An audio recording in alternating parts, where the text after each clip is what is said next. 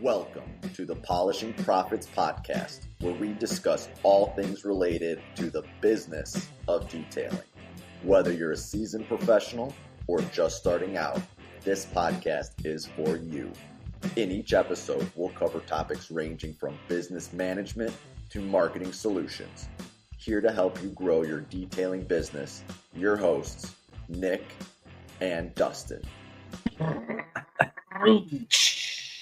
Is that the intro there, Dustin? Yeah, that's Celsius coming through my veins. What's up? Just in time on a Friday, right? Just in time. Just in time. That should have been the name of your detailing business. You might have won. You know what? Let's just jump into it. We're going to take, let me say a couple words. Okay, we're going to take it in stride. Yes. Final vote came out to 25 to 23 in favor of, what was it? Red Dot Detailing. As Haters gonna hate, baby, but you can't hold me back.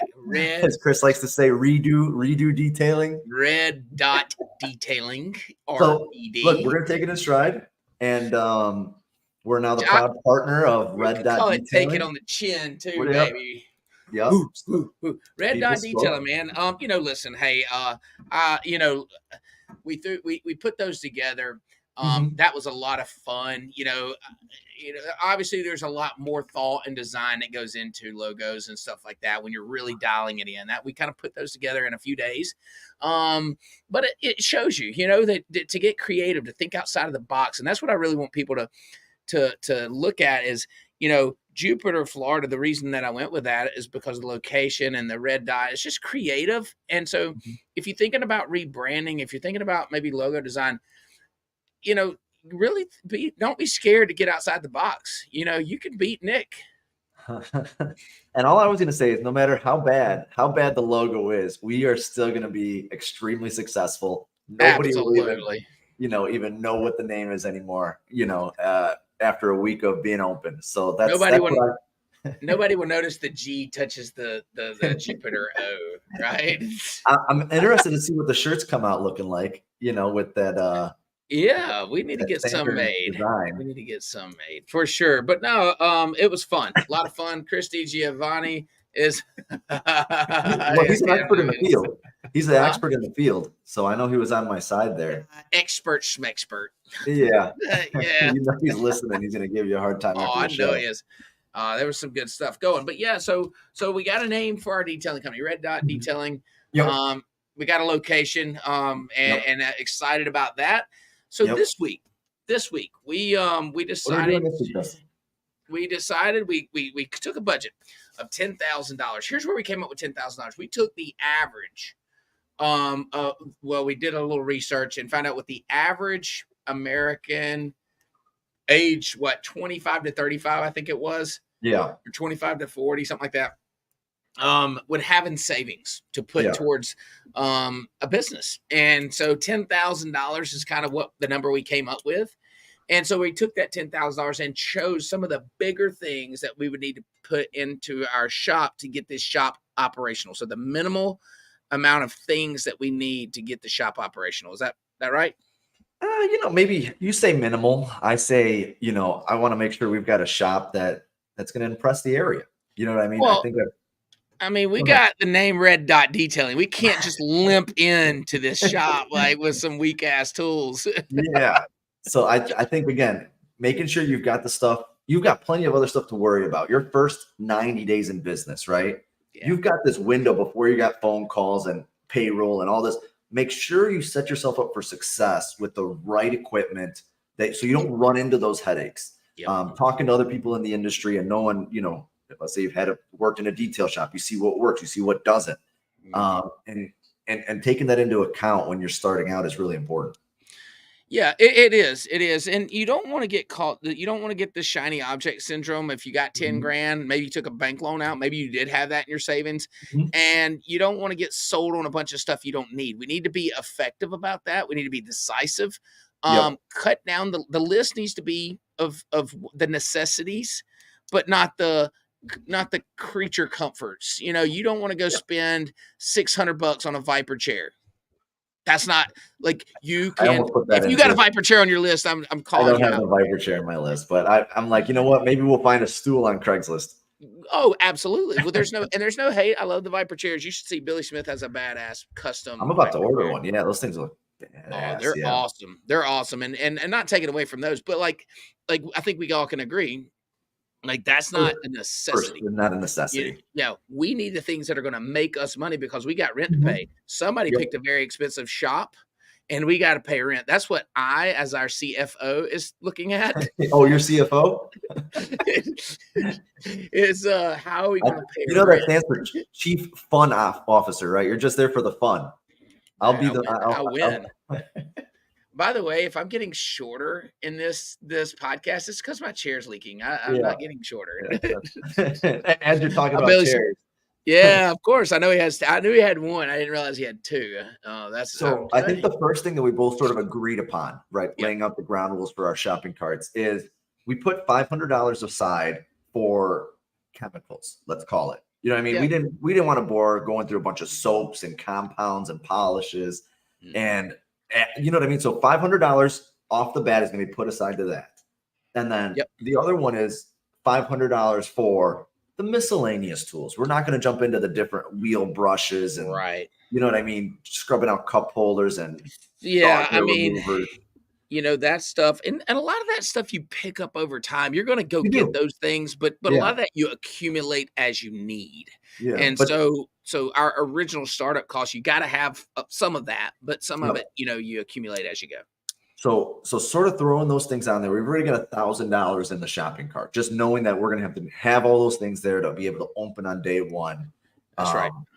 What was sort of one of those first things that you had in yours? You tell me how you want to approach this. I've got my list here ready. Why don't we start with our big purchase? The thing that I'll start with the thing that impacted my my budget the most, and I went deep on this one. Okay. Okay, I guess we'll share my link to it.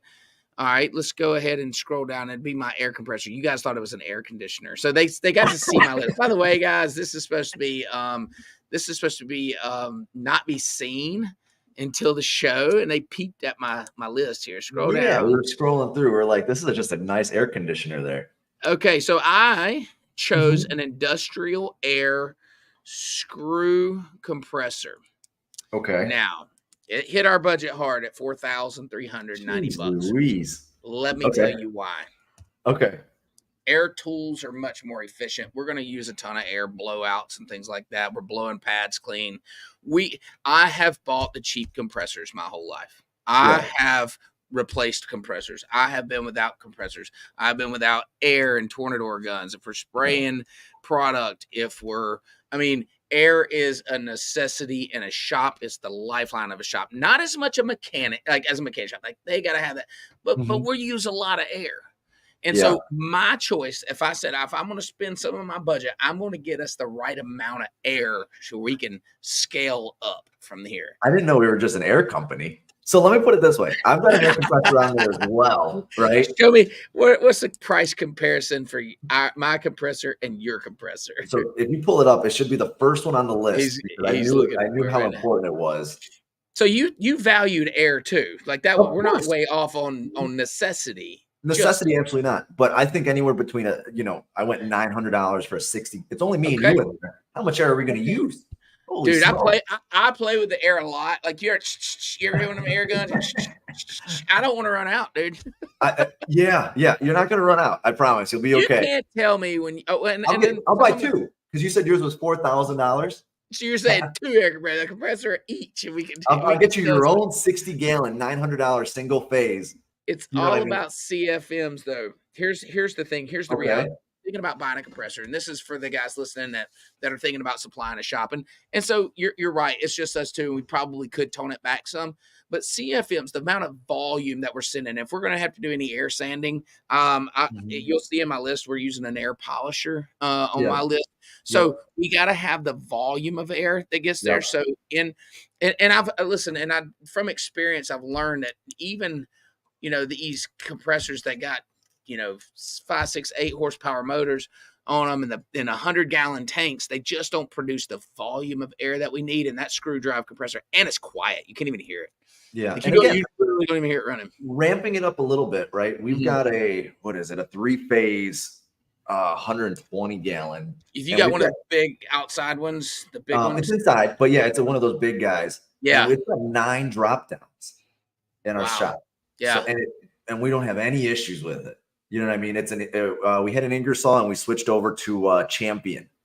Okay, yeah, we have.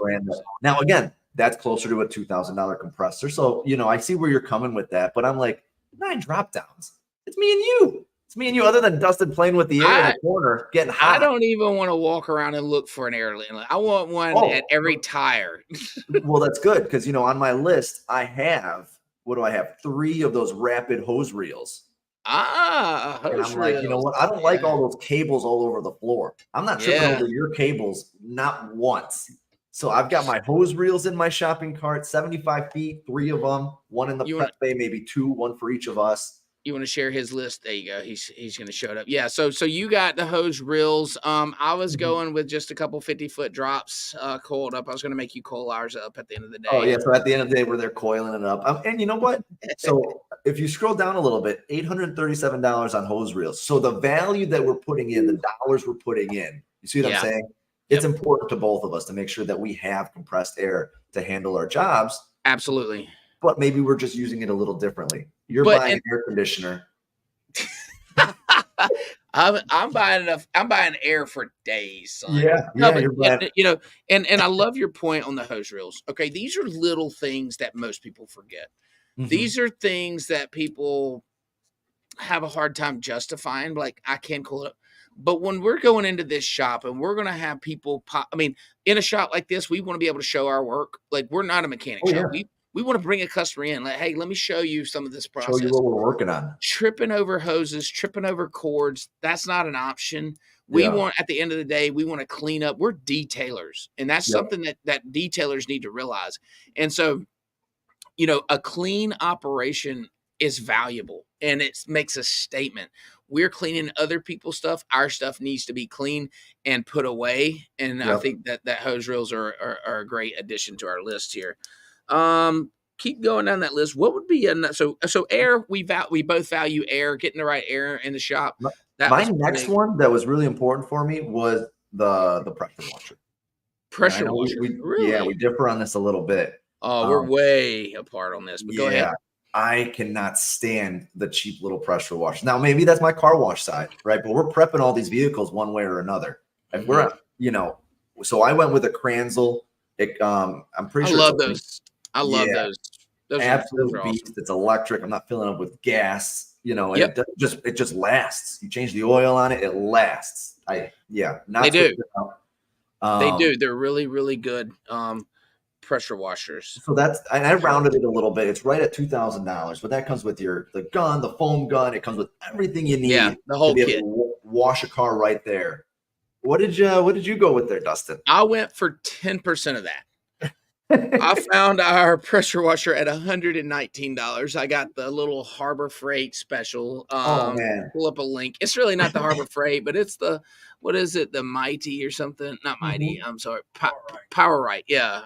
Or Power Light. Let me ask you this, Dustin. We're going to be doing a lot of ceramic coatings. Yeah. We're going to have to we're doing maintenance washes on those guys. They're pulling into that bay. Here's the thing. People that drive a $150,000 car are not going to have shit built in the fender wells that we need to power wash out.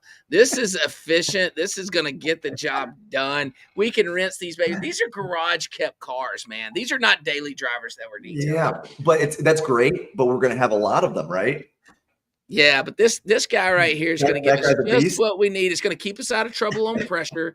We're not going to have to worry about knocking paint off with this guy because she can't knock off paint. She's not knocking off anything. Out. Yeah, this allowed me budget for my compressor. I sacrificed in that area. That's one of my areas that I gave up a little. Oh, I don't make sacrifices. No, I'm going to have a great compressor and a great pressure washer. Yeah, we'll see about that. See if you got air at the end of the day. But so yeah, definitely difference of minds and difference opinions. Now, here's the thing in my shop. Okay, I have 3 drop downs pressure washer stations, power washing stations, and a Okay. centralized heated power washer. Okay. Okay. Big power washer. I probably spent $2,000 on, right? Mhm. And it was heated and we could do all the deals. Electric, Yeah. but 240 volt. This thing, they, those power washers have to be shut off each time so they don't build pressure. They wear Mhm. out over time. So I was constantly repairing this thing, constantly fixing this. So I ended up ditching this big power washer to all of my stations and going with the Kranzels at each station. Oh, you did? Oh, wow. Yeah, Yeah. so smaller, and I actually started with the little $200 power washers to see And if then each station.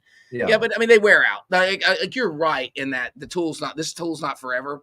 But it got me to a point, right? Yeah. It showed me that okay, each station should have their own power washer rather than one centralized, Mhm. and just so the guys that understand rationalization on my part on that, you're just trying to get our foot in the door. You did right. The power washer you chose is exactly what we would need long term Oh and my all. god.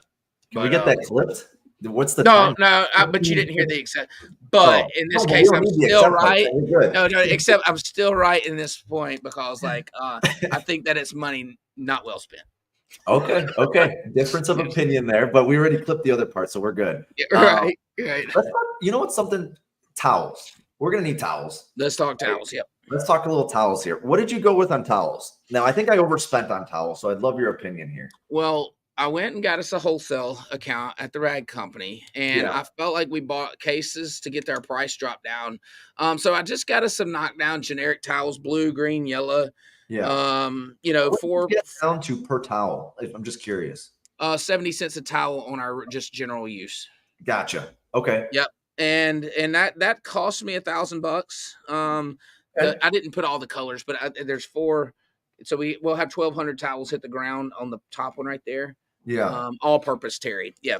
Or all-purpose micro, yeah. But that was $1,020. But that's our all-purpose. Like we can do anything with those. They're 375 GSMs, 70 cents a piece. Pretty good price, better than the Sam's model. Of course, I think they were edgeless, decent towels. So if you want to, here, I'll share my screen real quick. Let me Yeah. show you the one I use here. Share this tab. It's done. Bada bing, bada boom. So these salon towels are the ones we use over at the shop. Yeah. And again, so the main thing that I really like is that you've got the thickness on one side and you've Yeah. got a little bit tighter knit on the other. I'm closer to 157 a towel. Now, this isn't just the ones you're tossing and using for tar removal. Right. Right. So that's the one towel that I don't think I could live without. Can we order a couple of these guys? What are your thoughts on these? Oh, absolutely. Now I did buy a more plush towel down. I got us a set of a case of the edgeless pearls. Okay. And those came out, they were around that $1.50 range, Yeah. so $600. I mean, they're similar to what you're talking about there. For our like wipe downs, our stuff that we need a plush towel on. Yeah, that's a little high quality. Yep, absolutely, because you got to have them, right? Yep. And what we don't have in there is some drying towels and some things like that. But we can multi-purpose some of this stuff right now, right out of the gate. But yeah, I mean, like towels are expensive, and you see here, look, so $2,000, 20% of our budget went into towels. So I was closer to 1,000 because I thought just me and you, we could probably, Yeah. Well, I went after the discount. That's why I had to go. That's why mine's up. But I cut my cost by 40% by getting more. Yeah. So our out of pocket. We're gonna have like a whole wall of towels there, but that's good. There's nothing that I'm okay with. They double as pillows since we're gonna be staying there. We can just pile them up and. That is true. I'm always thinking, Nick. I'm always thinking. I can tell. I gotcha. Now, you know what's funny? Now, where we live, we have pretty good water. You know what I mean? So we don't have some big fancy, big fancy, spot-free system. We have a little DI resin and we make sure that it comes out spotless, but we're lucky. How was the water by you? Terrible. We had to treat, which we have well water and we treat it. We had to treat it to neutralize the iron. Gotcha. Now, I don't know what the water's like in Florida. So the one thing I threw on there is $400. It's not anything. It's just a little wall mounted inline kind of. Yep. Yeah, $400. What are your thoughts on that guy? 100%. It's not on my list, but you got me. That's what we got to have, an inline filter of some sort. Yeah. We may get down there and decide that we need more filtration.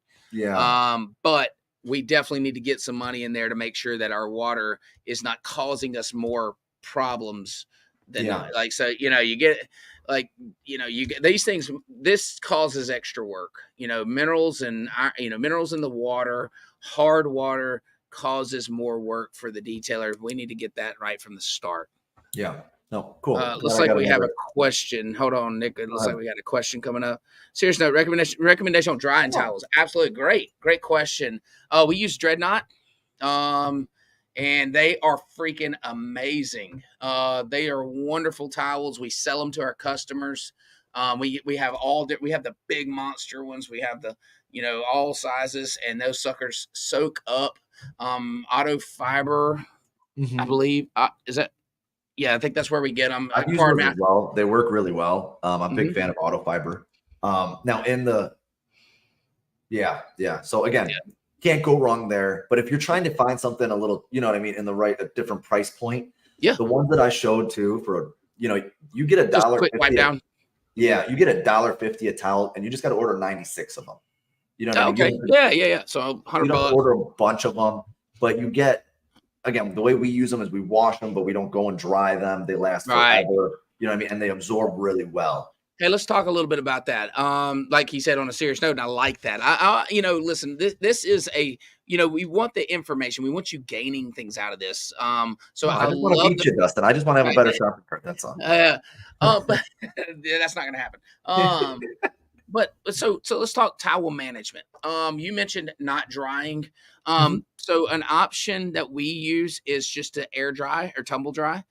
So we can run them through because we use a lot of towels here at the shop with 12 detailers out there where we got towels rolling all the time. You have like the laundromat, the industrial washers and dryers, I'm guessing. We have multiples. So 2 washers and dryers.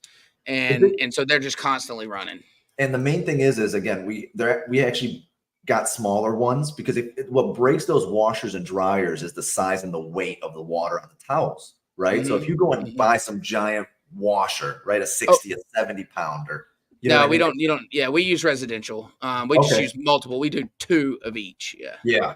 And but again, when you go through and it goes through that cycle and it wrings out the water, you're left with a towel that's just a little bit damp, and especially with those microfibers, they're perfect for absorbing water. You don't want to obviously use a completely dry towel. You're just not going to pick anything up. Yep. So another thing, they make some really good stuff that you can put in your towels. I don't know the name of it. I'm drawing a blank, but to wash your towels in.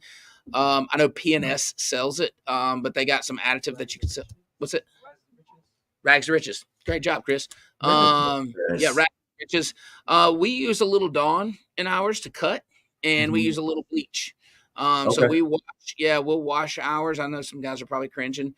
We wash with cold water, and then light spin, or light agitator, whatever the hell it is. And then we air dry. So that's our towel management. We go through a lot of towels. Oh, and the girls, we do fold the towels. We fold our towels as well. It's a good look. And then also the detailers grab them. They're already folded for them, so they can just go right to work. And the girl that does our chemicals and washes the towels, she knows to go through towels and coil the bad ones. So we're kind of always just coiling and cycling our towels. Yep, same. So I'll be the one folding the towels in the corner. I'll let you work on that. We got so many, we don't even have to fold them. We just throw them and grab new, man. I'm buying cases. While I'm tripping over your hose reels on the ground, I'll be folding the towels. One thing we didn't touch on is sort of vacuum and extractor. Yeah. What do you have on your list for that? All right. So I didn't go with a specific extractor. I do believe Mighty makes a very good extractor. I just didn't feel like we were going to be sucking mud out of carpets down in Jupiter, Florida. So I just went with a good, nice shop vac. My budget, $240. It's a higher end, 6.5 horsepower, I believe, was the one I went with. DeWalt. They Rigid makes them. I mean, you can get them just about any kind of brand. It's all about the same. They're looking for quiet because these things have a noise that just irk me. So you can get a quiet. The more quiet, the better. But I felt like you can do as much extracting as a wet dry vac, so you can extract with it. Yeah. And I spent money on a steamer So that way we steam, drill, brush, and extract rather than injecting more water into it. What's your thoughts on So extractor? I like that a lot. I'm a Mhm. central vacuum guy. So this let me I, see if I and I was very close to going central. Yep. yeah. Just and the Yeah. simple reason is I don't like again you're dragging stuff all over. You gotta need an Hmm. extra extension cord. You got all this stuff. I'd rather just have we have our vacuum station. We're not gonna be doing a bunch of vacuuming in We're general. not. Yeah.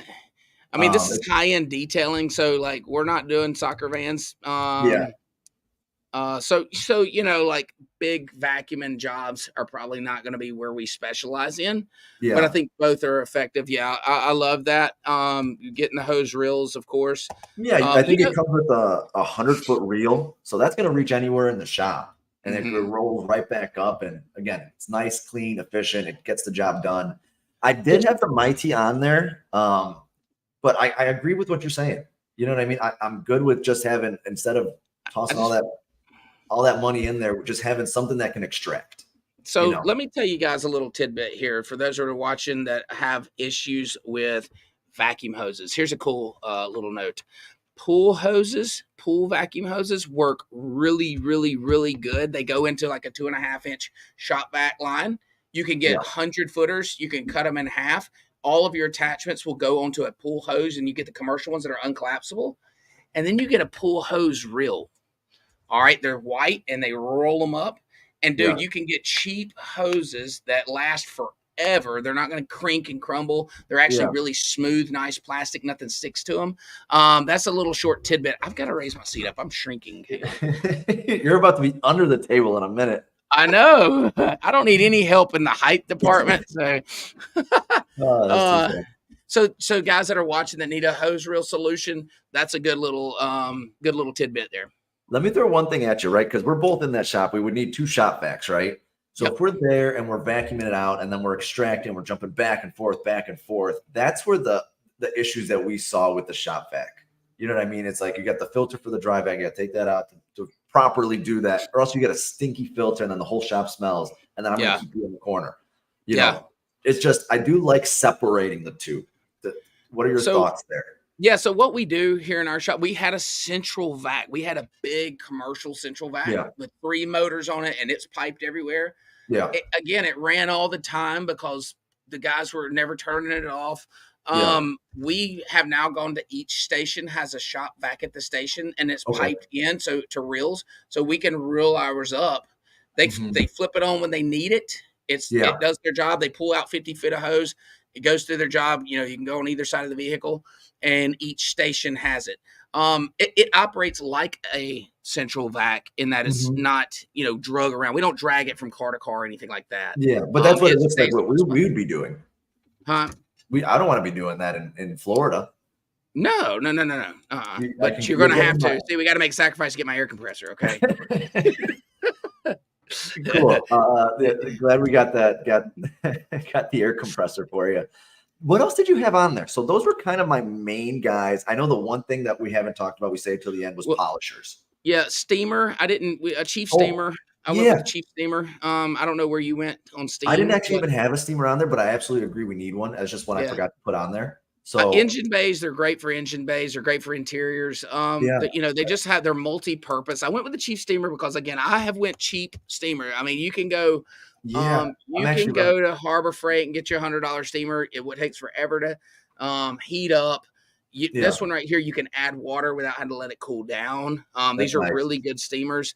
Also, you don't have to use the whatever. I know. What does that guy run? Water. What does that guy run? $1,000, $1,049. Yep. Yeah. We're kick something off get something off of here. But listen, I have gone cheap on the steamer, and I'm not saying we couldn't go, but this guy right here, you can fill up with while it's hot. You can also use just any kind of tap water. So a lot of them you have to use a certain type of water. I'm just drawing a blank. Well, it calcifies distilled water. Distilled, thank you. And so this one, it doesn't run the water through the pump or something like that. The heated water through the pump that causes the calcium. Anyways, great steamers. That's where I went. I'm good with that. I would kick the Mighty out and put the steamer in my list for sure. Yeah, I think that's a very good. And in our shop, I mean, we have extractors. We don't hardly ever use them anymore. Drill brush, steam. You know what's funny extract. is there was a carpet cleaning business went out of business, right? And and we picked up a bunch of extractors that are like, I don't even know when they're from. They're huge, aren't they? No, they're not super big. They're like these little red cubes, but they're really easy to fix, right? We just get a new motor if something goes wrong, but they extract. And when we got to do an extraction, a shampoo or whatnot, you know what I mean? It's easy. So going and spending a bunch of money on maybe an extractor, not the best choice there. It's not. No, you can do the same thing with, you can do the same thing, drill, brush, steam, and then pull out. The whole thing with an extractor is shooting the water. And just for the guys that that understand, that water is designed to kick up and then suck up. So the water is not designed to do the cleaning. It's designed to push the debris up into the extractor. Yeah. So if we're doing that, like we can do that same action with a drill brush and then vacuumed out or extracted out with a vacuum. Yeah. And now we're not shooting water all into the upholstery. It's pretty hot down there. It'll dry. 3 days later after the inside's mildewed. Yeah. Just leave your windows cracked like 10 years ago. That was that was our policy 10 years ago. Make sure you crack the windows and put it under a carport for like 2 days. Oh, really? So we do the forced air. We get those big air movers and we'll stick them in the car. We keep it overnight. We dry it out. I mean, we've had to do fans, forced air like that. Yep. Sure enough. What do you want to, what polishers are we getting? Oh man, you already know I can't cheat on my boys at Rupes. No, I got them on my list too. So I went with the 21s. I know that you have. I went 15s. And I don't think you're wrong. Okay, so I went 21 just because that's what was natural to me. Okay. But I think is that the boat part thinking? It is. It's covering ground. I mean, you're covering a lot of ground. It's the most universal tool they have. However, we're doing high end. I missed the mark on this one. I think the 15 is the right call because we're doing high end, smaller, more intricate areas. I do have solution for that, but that 15 is a little more universal in that area. Now, again, if it's like a Mercedes Sprinter van, you know what I mean? A 21 would make sense. 21 comes in handy. But definitely makes sense. But for just starting out, this is where the budget can go really fast if you're not. Oh, big time. Big time. Yeah, I'm 640 yen for 2 of my polishers. That's just the 21s. That does not include my other ones. Well, I went and got you a polisher too because you're a nice guy. So I got $1,700 in for 2 15s. And 2 3-inch. Okay, so I am 639. And that's just and I'll pull up the little guy here. Let me find where. Yeah, I was 1,300 in. I just got us a 1 3-inch and 1 nano, because I know that the 3-inch, like usually somebody's doing edge work while the other one's polishing. So that was my concept. I'll let you borrow mine if you need it, but hey, Chris, if you want to jump over, I've got the thing on here. The main reason I picked this little kit, here, he's coming your way. Yep, no worries at all. Is just, again, it gives us a start. Gives us a start. Yeah, I saw that. Get the polisher, but it gives us a start. I'm guessing there's probably a little value built in since we're spending a little bit more. Getting it all in one. That's the only reason I did it. But a nice little set there is kind of. And so here's the thought, guys. Like, do you need every polisher starting out? There's so many to choose from. Probably not. That 15 is going to take you a lot of places. You could probably get by without the 3-inch and the nano, honestly.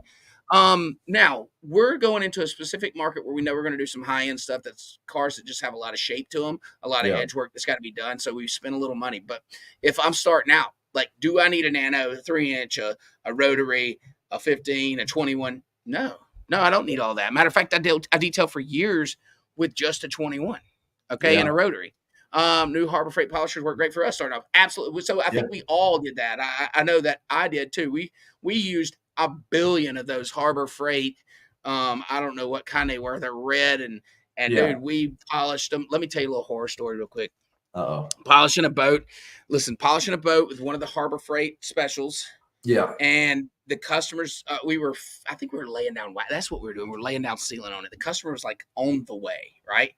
Polishing, just laying down the seal. The whole thing comes off. And the detailer just, the stud just right into the gel coat. It knocks a chunk of gel coat out like that big. Customer's on the way. I'm like, are you freaking kidding me? So quality tools are worth something. I think there's a few gray hairs right here still from that incident. That's a It's like, scary incident. man, what a terrible thing. So making sure that your backing plates are always tight. Also, make sure your power washer tips. This is another little tidbit. Your power washer tips are always stuck in. And the way you test that is like the quick connect. Quick connect. Yeah. Shoot the power washer down at the ground first before you go to the car. I don't know if you've ever shot a car with a power washer tip. I have not. Oh, Joe, let me tell you, it takes paint and it causes a dent. No question about it. And that's why we have screw on for the tips. Yeah, absolutely. Screw-ons are great. And then you don't have to worry about O-rings and all that good stuff. We migrated to screw-ons too. But just, I know a lot of our guys listening here have had issues like that. And if you haven't, just,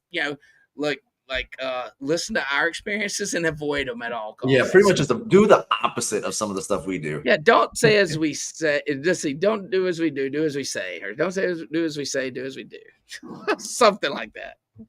Also takes gel coat off. Yes, it does. Yes, it does. All right, so polishers. So an assortment of polishers. The only other two things I had on my list was a paint thickness gauge. Yes, absolutely. Didn't make it on your list just because you didn't feel strongly enough. No, we gotta have it. Now again, I didn't go crazy. I think it was like $200-$300. You know what I mean? Yeah. But you have to have something to start off with. I think that does help quite a bit. Next Diag have the best ones, man. They are awesome. Yeah. You know what I bet you forgot? What did I forget? Our annual subscription to Detail Bookie. Oh my! I caught you with your pants down, didn't I? Oh yeah, there you go. Type it in. There you go. Annual subscription. We're looking for the value. We know we have to have our CRM. Yeah. I don't know if that falls under our shopping cart. That might have to be its own show there. Tools in place, baby. Yeah. No, man, you can see. Oh, go ahead. Oh, and I just had lights. The lighting aspect of it. I mean, no matter what, you saw the pictures of the shop. And I'll even put a picture up so people can see it too. Mm-hmm. Yeah, go ahead.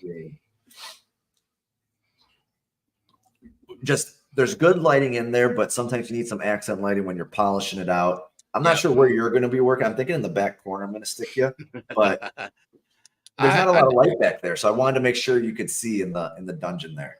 I'll do most of my work in the lobby, communicating with customers, telling them about our new logo that we have. Hey, he's going to be talking about the 300-year storm. That's where he's going to be. Do you know what our logo is all about? I mean, I need to tell the story. You polish the paint. I'll tell the story. I'm brilling them in. I'm getting them on the hook. Yeah. And then you go produce the product. Yeah. Just don't touch my polisher. And then they're going to be like, hey, your salesperson is great up front. I'm like, no. Have you heard about the storm? I love it. I think we covered some good stuff today. Of course we did. Hopefully there's some value. We came right in, very close to that 10,000 mark. I think we both made some sacrifices.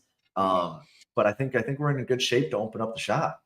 And guys, this is what I want you to understand too. And I've said it every show. The whole point of this is to have you thinking about the things that are in your shop, the things that you're spending your money on, the things that you're doing within your shop. You probably aren't starting new right now, right?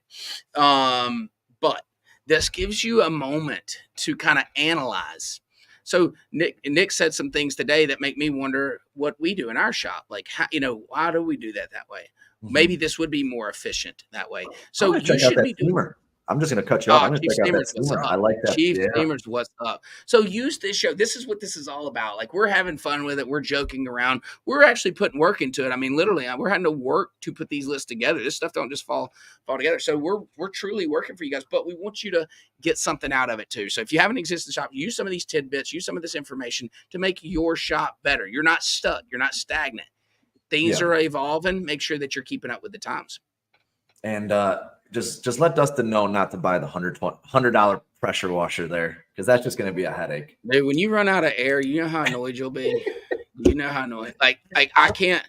I can't use my Tornador to clean my pads out because I'm waiting on this loud compressor in the corner to air up. I'm like, this is ridiculous. We'll stick it outside if you want. We'll stick it up by your bedroom up there. He has a power washer that we use once a month over there that we spend $1,000 on, and I can't even have air to blow out my pad. I'm washing the vehicles. I take it.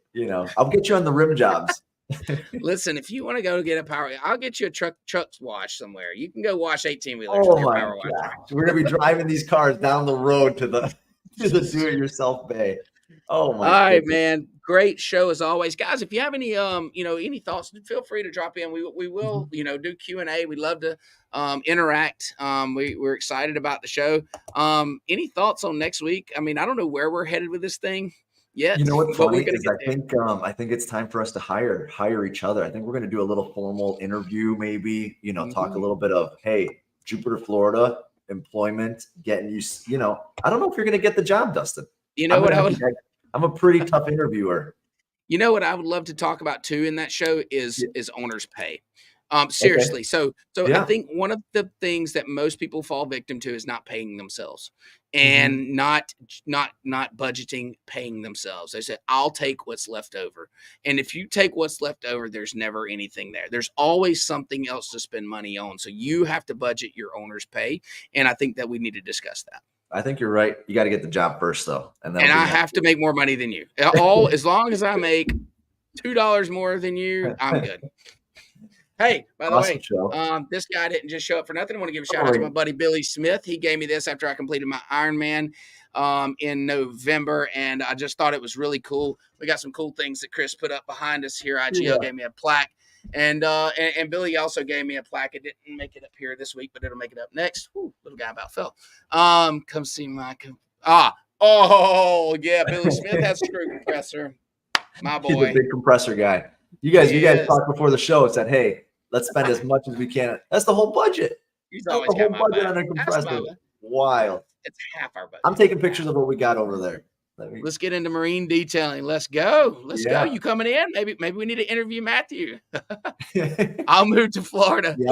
I know we're gonna have ourselves convinced of this shop. Like I can already tell you, like we're gonna be down here renting this thing shop before it's over. I think now we got to go down there and start this redo detailing.